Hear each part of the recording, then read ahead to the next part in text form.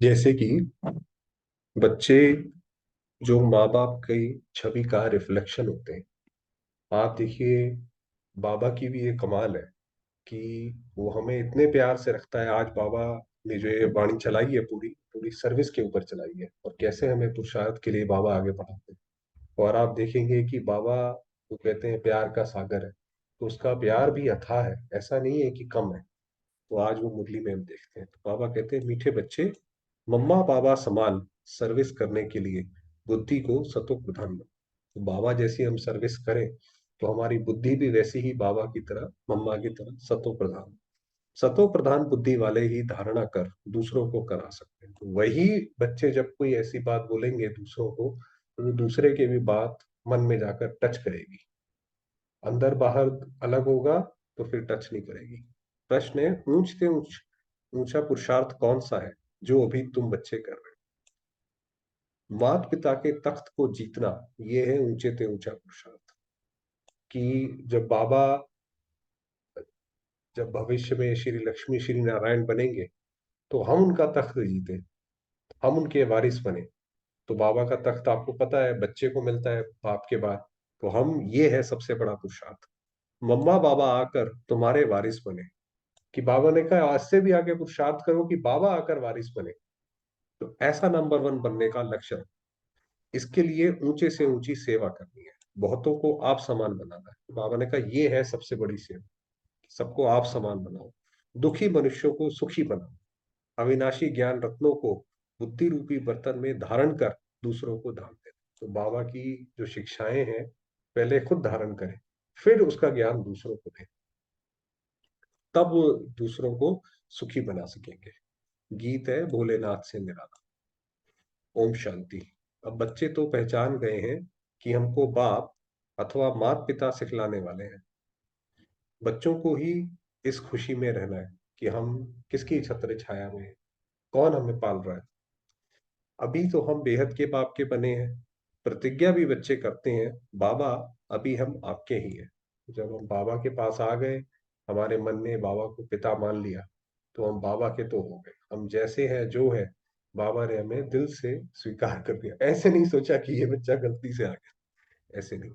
हम हैं ईश्वर के, अब असुरों के संबंध में नहीं है।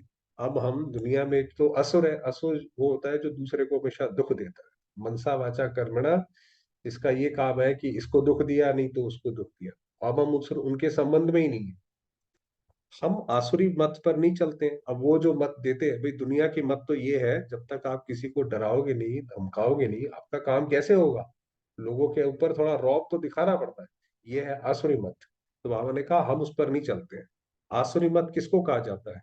जो श्रीमत पर ना चल आसुरी कर्म कर। भाई उनको लगता है भाई ये जो बाबा बताते हैं, ये देखने सुनने के लिए अच्छा है मगर करने के लिए अच्छा नहीं है। तो ये तो जैसे अपनी मनमत पर या आसुरी मत पर चलते हैं। भाई कौरवों और पांडवों में क्या फर्क था? दुर्योधन को लगता था जब तक आप डराओगे नहीं, पांडवों को मार दो, तो बस आपका सब, सारी प्रॉब्लम सॉल्व हो जाएंगी। जबकि पांडव जो थे वो धर्म की साइड थे। एक है ईश्वरीय कर्म, दूसरा है आसुरी कर्म। ये बात कोई भी नहीं जानते कि आदि सनातन देवी देवता धर्म कब और किसने स्थापन किया था। तो हिंदू धर्म का जो बेसिक जो नींव है, कि ये स्थापन किसने किया, ठीक है सनातन है, बहुत पुराना है, मगर किसी ने स्थापन तो किया ना। और सभी धर्म वाले अपने अपने धर्म को जानते हैं। सन्यासी कहेंगे हमारा धर्म शंकराचार्य ने स्थापन किया। तो क्योंकि वो नींव हट गई, इसीलिए जो हिंदू है वही सबसे ज्यादा दूसरे दूसरे धर्मों में कन्वर्ट होते चले गए। देवी देवता धर्म तो अब है नहीं, तो बताए कौन? लक्ष्मी नारायण आदि का कोई को पता नहीं है कि वास्तव में वो धर्म, जैसे वो जहाज जो है वो पानी में डूब गया, तो अब वो धर्म का कोई पता नहीं किसी को। बाप को ही नहीं जानते हैं तो बेमुख हो गए। तो अब समझ ही नहीं आता, जब बाबा को ही नहीं जानते तो फिर कहाँ जाए। ये भी ड्रामा में नून है। बाबा ने कहा ये भी जैसे इस ड्रामा में लिखा हुआ है, स्क्रिप्टेड है कि ऐसे करके होगा। अभी तुम बच्चे जानते हो, बेहद का बाप आकर हम बच्चों को फिर से राजयोग सतयुग के लिए सिखाते हैं। अब बाबा हमें दोबारा से वो काबिल बनाते जा रहे हैं, वो लायक बनाते जा रहे हैं। तुमको वैकुंठ का मालिक बनना है, कृष्णपुरी जाना है। अब हमारा जो अगला स्टॉप है वो ये है कि हमें कृष्णपुरी जाना है। ये तो कंसपुरी है। तो यहाँ तो सारे के सारे असुर है, जैसे बाबा ने ऊपर बताया कि दुख देते रहते हैं। कंस और कृष्ण इकट्ठे नहीं हो सकते। तो दुनिया वालों ने, जब आदमी की मति मारी जाती है तो उसको हर जगह हिंसा विकार यही सब दिखाई पड़ते हैं। तो उसने शास्त्रों में भी ऐसे ही बनाया कि जो भगवान थे उसका काम ही यही था, भगवान आओ अस, असुरों का हिंसा करके नाश करो। अब तुम बच्चों को फक्र होना चाहिए कि हमको अब परमपिता परमात्मा सहज राजयोग सिखला रहे हैं। बाप कहते हैं हम परम धाम से आए। अब बाबा अपनी बात बताते हैं। पुरानी इस रावण की दुनिया में, पुराने शरीर में तो बाबा आया हुआ है। जब बाबा भी आता है तो उसी नियमों के अनुसार ही चलता है कि इसे शरीर में आएगा, फिर एक एक करके सबको ज्ञान देते हैं और आगे बढ़ाते हैं। जैसे मनुष्य पितृ खिलाते हैं तो वह आत्मा पुराने शरीर में आती है। उनके लिए पुरानी दुनिया ही कहें नहीं कहेंगे, उनके लिए ऐसा नहीं है वो आत्मा जो किसी ब्राह्मण के तन में आई है कि वो पुरानी दुनिया में आई है, वो तो सेम दुनिया में ही है, पुराने शरीर में आती है। फिर उनको खिलाते पिलाते हैं। पहले ऐसे होता था कि ब्राह्मण जो होते थे उनके अंदर दूसरी आत्माओं को बुलाते थे जो शरीर छोड़ के चली जाती थी। ये रस्म रिवाज भारत में चली आती है। ये हुई भावना। कहते हैं हमारे पति की आत्मा इस ब्राह्मण में आई है। वह भावना रखते हैं, पति के नाम रूप को याद करते हैं, क्योंकि आत्मा का शरीर से इतना मोह होता है। वो वो आत्मा छोड़ के चली गई हमें, उसने दूसरा जन्म ले लिया, दूसरी यात्रा उसकी आरंभ हो गई, और हम यहाँ से उसको छोड़ने को तैयार नहीं है। तो हम फिर ब्राह्मण में भी फिर उसको बुलाते हैं। तो ब्राह्मण ने कहा ये नाम रूप में फंसते हैं। आत्मा ही आकर अंगीकार करती है उसको, फिर आत्मा जब आती है तो स्वीकार करती है। यह है यहाँ की रस्म रिवाज, ये सब भारत की ही है। सतयुग में ये बातें नहीं होती है। फालतू खर्चा करना, धक्का खाना, ये भक्ति मार्ग की रस्म है। भाई इधर गए, यहाँ तीर्थ कर लो, 12 ज्योतिर्लिंगम कर लो, ये सब भक्ति है, सतयुग में नहीं है। भावना रखने से अल्पकाल का सुख सो भी बाप से ही मिलता है। जैसे माँ बाप होते हैं, तो बच्चा छोटा हो और कोई जिद लेके बैठा हो या उसकी भावना ही हो, तो माँ बाप तो प्यार में आकर ही पूरी कर देते हैं। चलो जैसा भी करा, बच्चे ने आड़ी टेढ़ी ड्राइंग ही बना दी माँ के बर्थडे पर, तो वही माँ को बर्थडे कार्ड बहुत अच्छा लगता है, उसी पे ही उसको खुश हो जाती है। ऐसे ही बाबा भी है। भक्ति मार्ग में हमने जिस भी भावना से चलो भगवान को याद किया, हमारी याद पहुंची नहीं पहुंची बाबा को तो पता है ना, बाबा ने उसका सुख दे दिया। बाप कभी दुख नहीं देता। मनुष्य तो ना जानने के कारण कह देते हैं सुख दुख परमात्मा ही देते हैं। बाप समझाते हैं बच्चे ये खेल बनाओ। अब बाबा बताते हैं कि बच्चे ये कोई इसमें कोई ऐसी कोई बात नहीं है, ये तो ये खेल है। तुम ऊपर जाते हो फिर नीचे आते हो, फिर दोबारा से मैं आ जाता हूँ। जो देवी देवता धर्म वाले होंगे वही आकर ब्राह्मण बनेंगे। मालूम पड़ जाता है ये हमारे कुल का है, इसने बहुत भक्ति की है। पहले बाबा के बच्चे ऐसे निकलते थे, पहले तो निकलते ही नहीं थे, बहुत मुश्किल से 1 लाख लोगों को सुनाया तो उसमें से कोई एक या दो भाई बहन निकलते। मगर वो जो भाई बहन निकलते थे वो इतने पक्के होते थे, तो जैसे आते ही समर्पित, पूरी तरह बाबा पे बुद्धि समर्पित। तो बाबा कहते हैं वो पता पड़ जाता है ये तो हमारे पुराने कुल का है। उसको भी आके लगता था जैसे मैं अपने पुराने संबंधों में आकर आ गया हूँ वापस। जैसे कोई बहुत अच्छा पढ़ता है तो पद भी अच्छा मिलता है, वैसे जिन्होंने बहुत भक्ति की है, बाप आकर कहते हैं अब मैं उन्हों को भक्ति का फल देने आया। तो भक्ति बहुत करी है, उसके बाद भगवान की प्राप्ति हुई तो ये ज्ञान मिला, वहां से शुरुआत हुई। भक्ति में तो दुख है ना, कितना भटकना पड़ता है। अब मैं तुमको सभी दुखों से दूर करता हूँ। जो भक्ति में तो आप पता नहीं क्या क्या है, कितनी मेहनत है, लोग कांवड़ यात्रा पैदल जाते हैं, इतनी दूर दूर ऊपर ऊपर जाते हैं, मगर जब भगवान मिलता है तो वो तो कहता है आप सोचने का काम भी मेरे ऊपर छोड़ दो, आप बस कर्म करो, और उस कर्म का फल क्या होगा वो भी मेरे ऊपर छोड़ दो, मैं जिम्मेवार हूँ। अगर श्रीमत पर चलते रहेंगे तो माना दुखों से दूर कब होंगे, जब श्रीमत पर चलते रहेंगे। बाप कभी उल्टी मत नहीं देंगे, सम्मुख आकर श्रीमत देते हैं। ऐसे नहीं कहेंगे रावण कोई चीज है जो कोई बुद्धि, जो कोई की बुद्धि में बैठ मत देते हैं। ये सब ड्रामा में नूंद है। रावण कोई ऐसे कोई, जैसे शिव बाबा तो चैतन्य है ना, ऐसा कोई रावण कोई चैतन्य नहीं है। वो तो जैसे बाबा का ज्ञान जहाँ पे कम होता है तो वही ऐसे रावण की तरह काम करता है। मनुष्य बिल्कुल ही पतित बन जाते हैं माया के कारण। तुम जानते हो हम देवता बनेंगे, फिर आधा कल्प के बाद पतित बनना शुरू करेंगे। फिर हम देवता बन जाएंगे, फिर उसके बाद धीरे धीरे धीरे धीरे नीचे आते जाएंगे। ये बाबा भी तो अनुभवी बुजुर्ग था, साधु संत आदि सभी देखे हैं। ब्रह्मा बाबा जो है सबसे अनुभवी आत्मा, तो बाबा ने कहा कि उसने सब देखे हैं, शास्त्र भी पढ़े हैं। बाप जरूर अनुभवी रथ में ही आते होंगे, उसकी भी जरूर कोई हिस्ट्री होगी। आपको ये जान के आश्चर्य होगा कि सतयुग में जो श्री नारायण है, उनकी तो खैर बात बिल्कुल अलग है। जब द्वापर में भी बाबा राजा विक्रमादित्य बनते हैं, उनके भी शास्त्र है, विक्रमादित्य के भी शास्त्र है। आप अगर एंशियंट इंडियन हिस्ट्री पढ़ेंगे, प्राउड हिस्ट्री पढ़ेंगे, तो वो विक्रमादित्य से स्टार्ट होती है, क्योंकि उससे पहले तो किसी को पता नहीं है। तो भगवान ने यही रथ क्यों लिया? अब भगवान अगर किसी रथ में आएगा तो किस में आएगा? जिसने सबसे ज्यादा भक्ति करी होगी। भक्ति भी क्या सिर्फ एक जन्म की, क्या सारे जन्म? तो जिसने सारे जन्मों में सबसे ज्यादा भक्ति करी है, उसके तन में भागीरथ अर्थात भाग्यशाली रथ गाया हुआ है। कहते हैं भागीरथ से गंगा निकली। अब पानी की गंगा तो निकल नहीं सकती। अब बाबा बताते हैं कि जैसे आप देखिए, कोई चित्र में कोई चीज आपने डिपिक्ट करनी है, तो वो कैसे चित्रों के माध्यम से आप दिखाते हैं। भाई कोई व्यक्ति बहुत बहादुर है, आप उसकी शेर के साथ चित्र दिखा देंगे, ये मतलब थोड़ी है कि उसके साथ में हमेशा शेर बैठा रहता है। इसी तरीके से जो भागीरथ से गंगा निकली, कौन सा भागीरथ, कौन सी गंगा? ये कोई पानी की गंगा की बात नहीं है। वो तो जब मनुष्यों की बुद्धि कमजोर हो जाती है, तो वो जैसे उसी को लिटरली उठाना शुरू कर देते हैं। आगे हम भी समझते नहीं थे। भाग्यशाली रथ तो ये ब्रह्मा का हुआ ना, जिसमें परमपिता परमात्मा आते हैं। मनुष्य तो मूंझ जाते हैं, मूंझ माना कंफ्यूज हो जाते हैं कि ऐसा कैसे होगा, इस ब्रह्मा में कैसे आएंगे? तुम इस मनुष्य को ब्रह्मा कहते हो, ब्रह्मा तो भगवान है। तो वो जब देखते हैं कि ब्रह्मा विष्णु शंकर, विष्णु और शंकर तो रतन जड़ित अलंकार है, और ब्रह्मा को आपने एक मनुष्य को बिठा रखा है, तो वो कहते हैं भाई ये क्या बात है, सूक्ष्म वतन में रहने वाला है, तुमने फिर मनुष्य को ब्रह्मा बना रखा है, ऐसे ऐसे कहेंगे भाई ये आपने अपना दादा बिठा रखा है यहाँ पे। ये तो इन्हों की कल्पना है। तो वो मानते हैं भाई ये जो है ब्रह्मा कुमारियों की ये अपनी कल्पना है। ब्रह्मा विष्णु शंकर यहाँ कहाँ से आए? अब बाबा कहते हैं अरे, प्रजापिता ब्रह्मा के मुख से ब्राह्मण पैदा हुए, सो तो यहाँ होंगे ना भाई।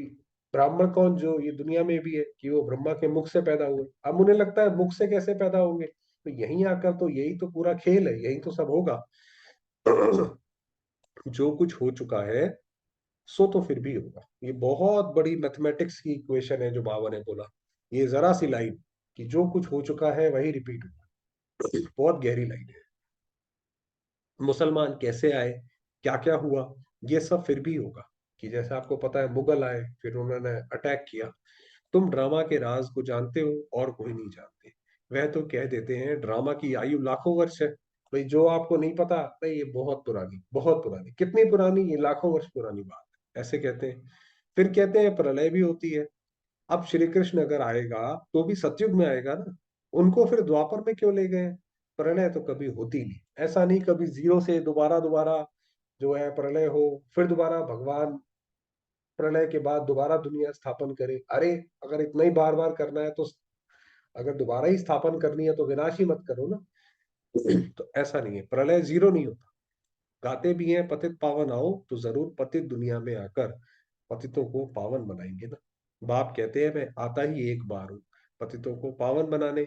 मैं ज्ञान सागर ही सृष्टि के आदि मध्य अंत का राज समझा सकता हूँ। जब शिव बाबा आते हैं तो वो पूरे राज, हिस्ट्री क्या है, फ्यूचर क्या है, प्रेजेंट क्या है, कहाँ पर है अभी हम, वो पूरा बताते हैं। दुनिया में कोई भी इतना एक्यूरेट तरीके से किसी को नहीं पता। हमारे पास जो इतिहास है वो 2000 साल पुराना है, आप देखेंगे। उससे पहले फिर वो उनका जो है अंदाजा शुरू हो जाता है। पुरानी दुनिया को नया कैसे बनाता हूँ, सो बैठ बच्चों को समझाता हूँ कि अब ये पुरानी दुनिया बदले कैसे। भाई क्या पॉलिटिक्स में चेंज करा जाए? दुनिया में तो लोग ऐसे ही सोचते हैं, भाई पॉलिटिक्स सही हो जाए तो सब सही हो जाए। तो बाबा कहते हैं वो मैं बताता हूँ। वह हद के घर की बात होती है, ये है बेहद का। बाप का तो प्यार रहता है ना, तब तो भक्ति मार्ग में भी इतनी मदद करते हैं। तो शिव बाबा का प्यार हम बच्चों से सदैव है। मनुष्य तो कर ना सके। कहते हैं ईश्वर ने सुख का जन्म दिया। किसके पास पैसे बहुत होते हैं तो कहते हैं ईश्वर का दिया हुआ है। फिर वह ले लेते हैं तो दुख क्यों होना चाहिए? भाई ये तो गलत बात है। जब कहते हो ये दिया हुआ सब ईश्वर का है, उसने ले लिया, तो फिर उसको ब्लेम करने लगते हैं कि भाई तुम तो बड़े स्वार्थी हो, ये तो गलत बात है। अब आप कहते हैं और कोई की बातें ना सुनो सिवाय एक बात। दुनिया में अगर लोगों की बातें सुनने बैठोगे, सर दर्द हो जाएगा और पुरुषार्थ भी जाएगा। बाप टीचर गुरु तीनों रूप में पाठ बजाकर सिखा दिखा। सदगति दाता है ही एक, अंधों की लाठी एक प्रभु। कि ये जो दुनिया में सारे अंधे हो गए, जो दुर्योधन के लिए बोला कि अंधे की औलाद अंधे, तो ये जैसे दुनिया में सारे ही अंधे हैं, पता ही नहीं है कहाँ जाना है क्या जाना है, आगे दिखाई नहीं पड़ता भविष्य क्या है, परम धाम जाना है क्या करना है। तो उनकी लाठी एक प्रभु, पतितों को पावन बनाने वाला एक प्रभु। बाप कहते हैं मैं साधुओं का भी उद्धार करने आता हूं। तो ये संत साधु हैं, उनका भी करता हूं। तुम सब ब्रह्मा कुमार कुमारियां हो। सतयुग में था पवित्र प्रवृत्ति मार्ग, वहां पे भी कोई ऐसा नहीं है कि वहां सारे ही साधु सन्यासी थे इसलिए शांति थी, ऐसा नहीं है। वहां पे भी प्रवृत्ति थी, परिवार था, मगर पवित्र था। अब हो गया है अपवित्र प्रवृत्ति मार्ग। अब तो हर एक प्रवृत्ति में, परिवार में जो है अपवित्रता फैली हुई है, जिसको विकारी प्रवृत्ति मार्ग कहा जाता है। हर जगह विकार है, कोई ना कोई तरह की हिंसा है, कोई क्रोध है, अलग अलग तरीके के विकार है।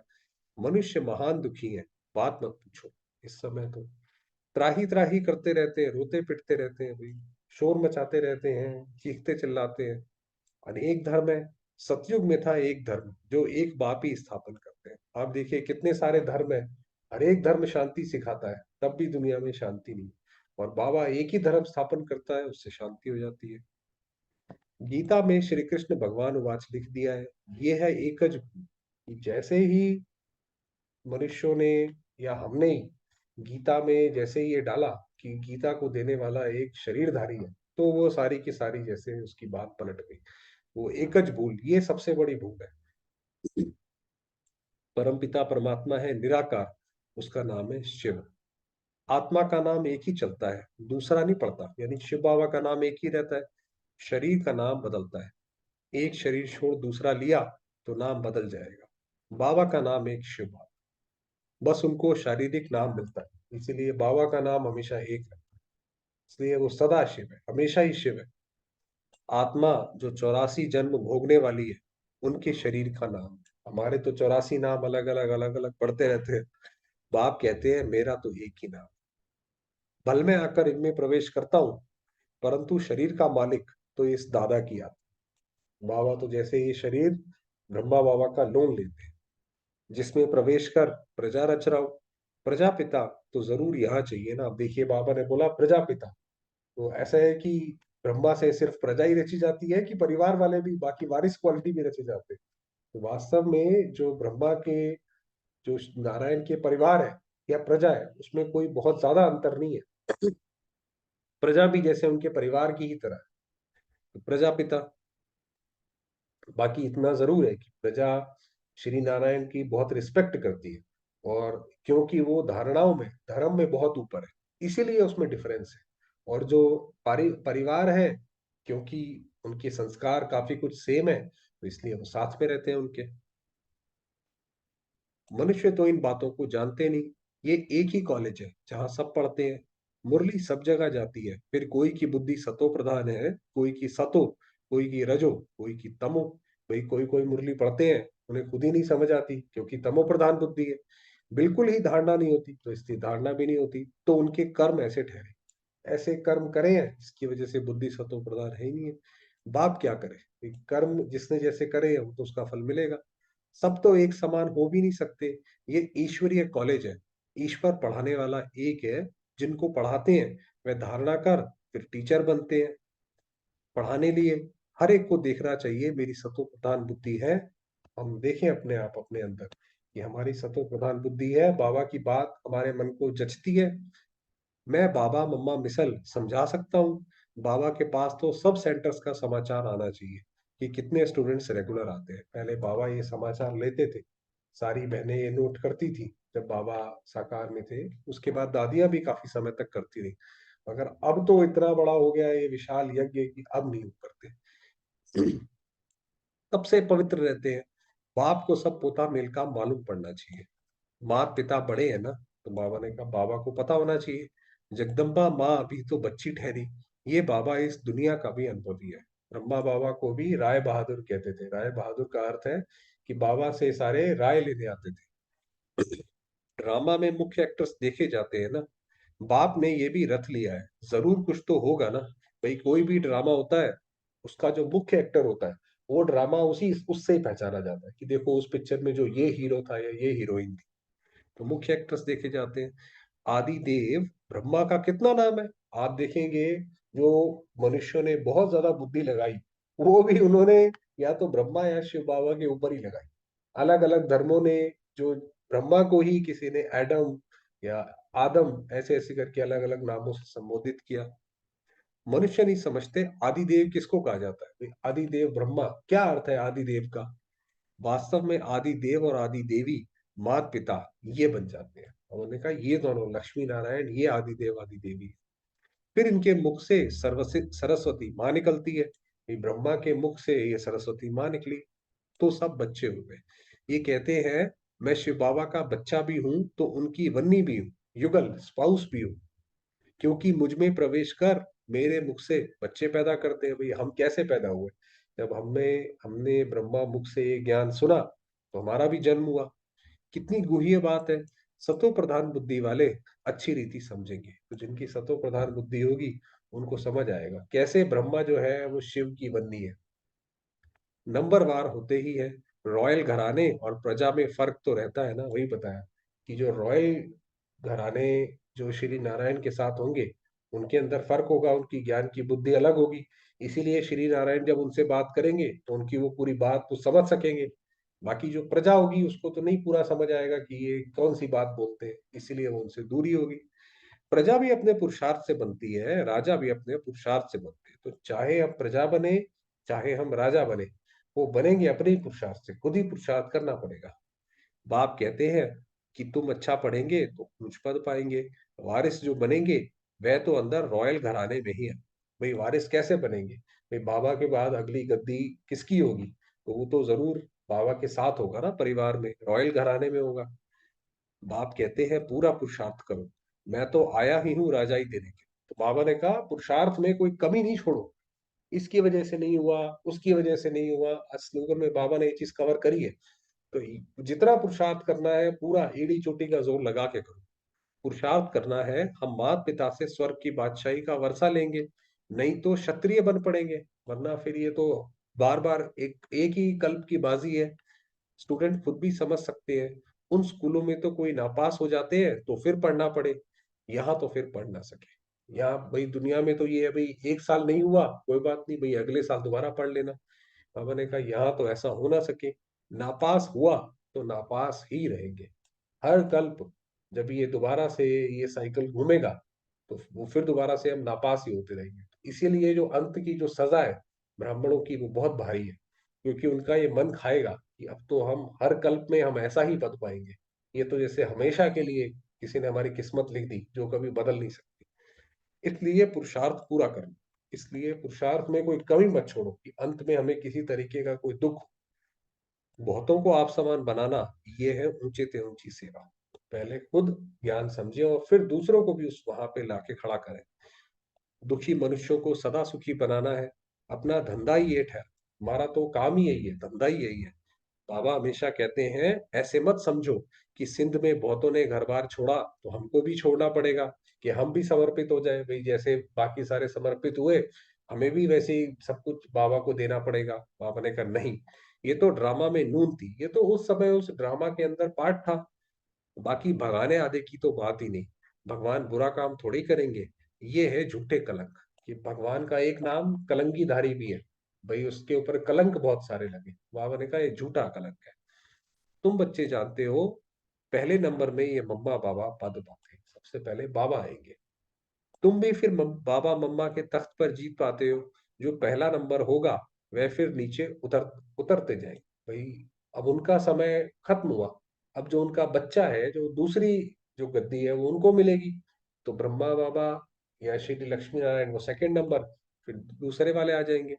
बच्चे बड़े होकर तख्त पर बैठेंगे तो मम्मा बाबा सेकंड नंबर में चले जाएंगे। क्योंकि आपको पता है कि ब्रह्मा शिव बाबा ने क्या रीत स्थापन करी, कि बाप जो होता है वो पीछे हो जाता है और बच्चे आगे जाते हैं, क्योंकि शिव बाबा तो ऊपर जाके परम धाम में विश्राम करते हैं।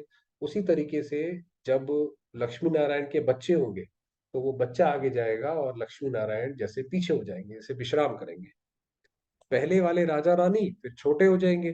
तो पुरुषार्थ कर बाबा मम्मा के तख्त पर जीत पहननी चाहिए भाई। मूवी में भी ऐसी होता है ना, एक हीरो है, फिर उससे लाइट हटती है हीरोइन पे, फिर उससे लाइट हटती है दूसरे किसी छोटे एक्टर पे, तो ऐसे ऐसे करके वो फोकस लाइट पे दूसरे दूसरे आते जाते हैं।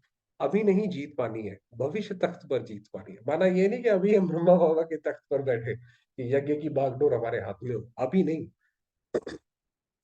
मम्मा बाबा आकर तुम्हारा वारिस बने। बाबा बच्चों को कितना अच्छी रीति समझाते हैं। ये ज्ञान जैसे है पारा, जो झट उड़ जाता है। कोई पास तो जरा भी धारणा नहीं है। वंडर है ना कि बाबा का ज्ञान सुनते हैं और उड़ता जाता है, बुद्धि से खिसकता जाता है। अभी तुम बच्चों को निश्चय है, यहाँ तो निराकार भगवान पढ़ाते हैं, श्री कृष्ण नहीं। भगवान उवाच है ना, भगवान को तो तुम शरीर दे नहीं सकते। शिव भगवान उवाच, श्री कृष्ण के शरीर से। ऐसे भी तो लिखा हुआ नहीं है भाई भगवान आए और श्री कृष्ण के भगवान शरीर में आकर दिया उन्होंने ज्ञान, ऐसा तो कहीं पे भी नहीं है। ये है भगवान उवाच, ये डायरेक्ट भगवान के द्वारा उच्चारी हुई वाणी है।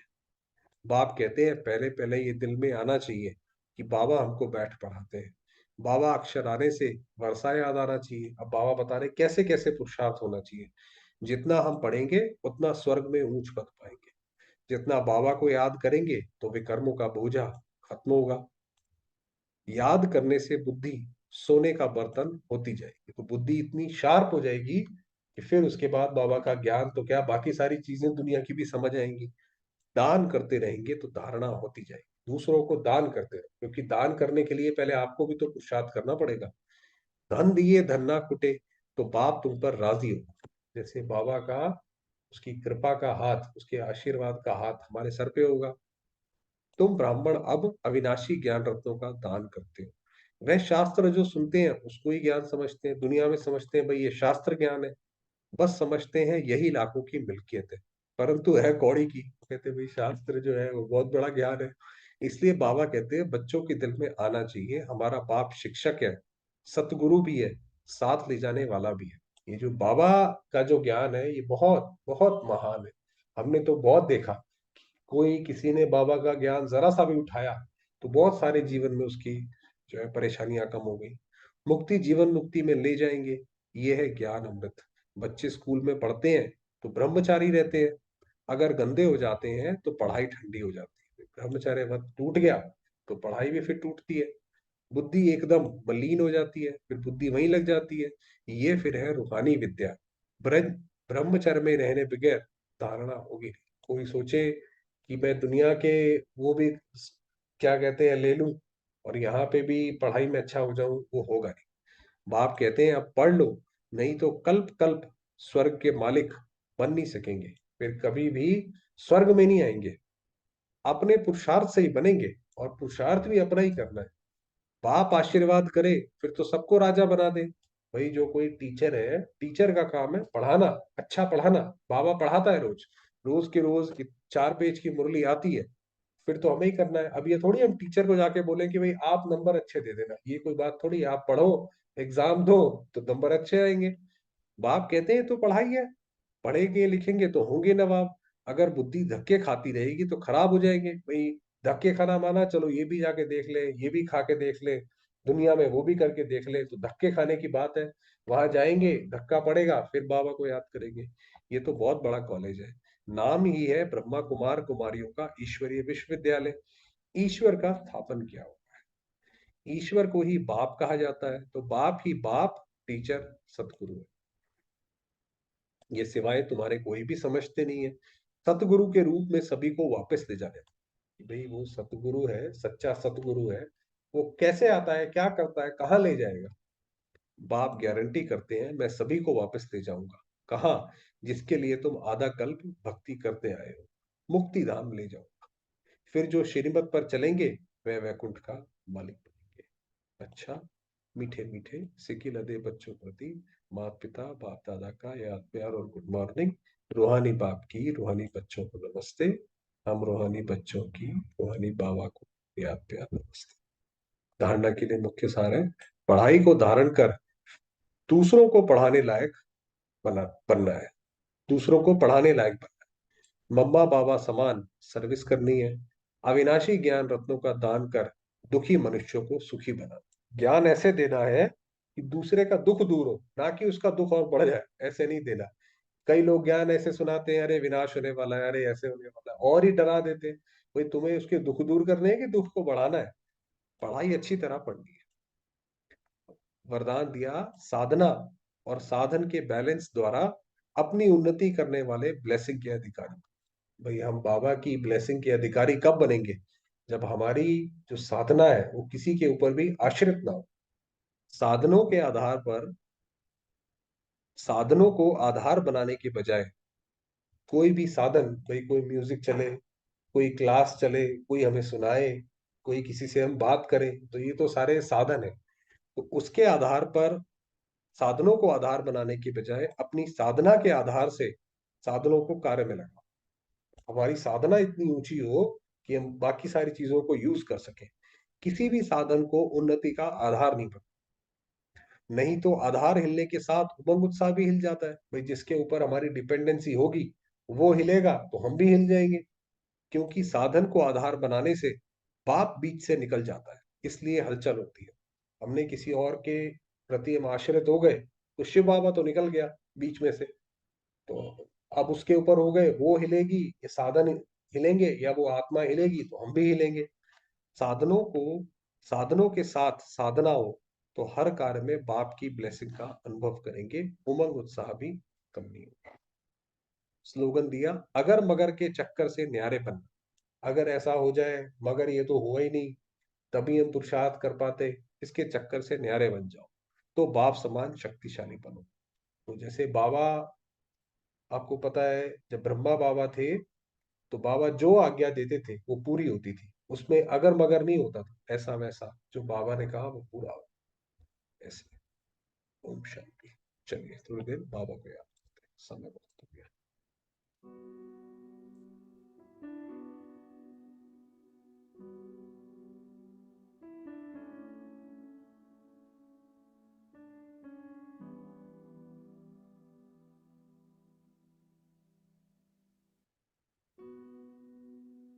मैं आत्मा,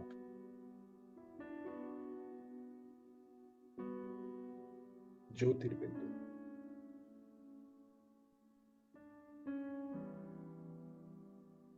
परम धाम में विराजमान।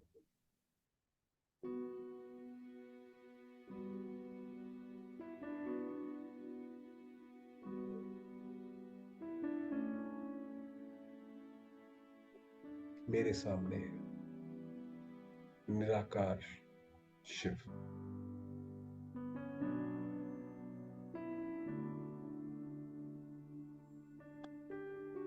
मेरे पिता, मेरे मित्र, मेरे सदगुरु।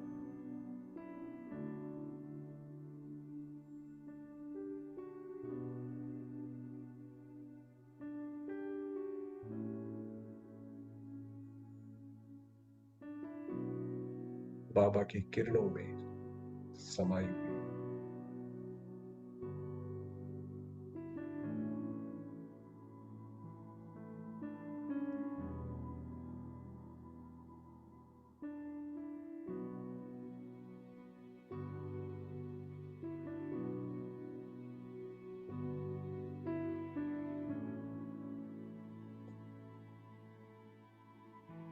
अनुभव करेंगे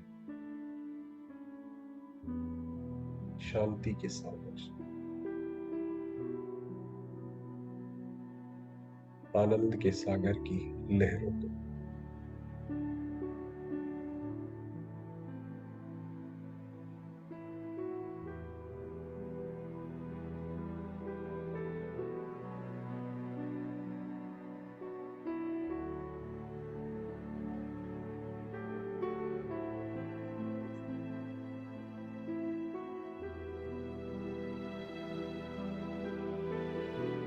मैं आत्मा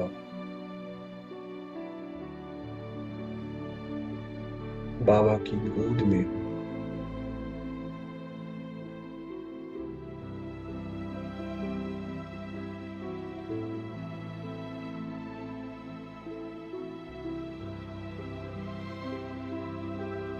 उनके स्नेह में समाई हूँ।